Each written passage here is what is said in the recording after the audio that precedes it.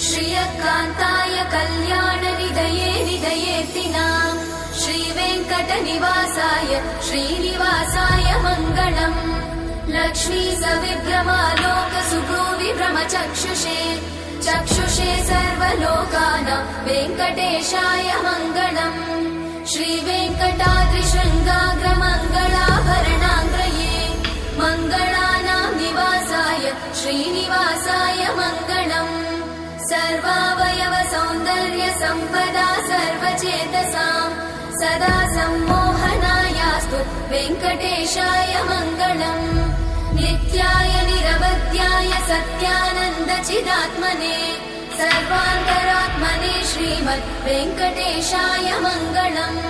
स्वतः सर्वविदे सर्वशक्तये सर्वशेषिने सुलभाय सुशीलाय वेङ्कटेशाय मङ्गलम्।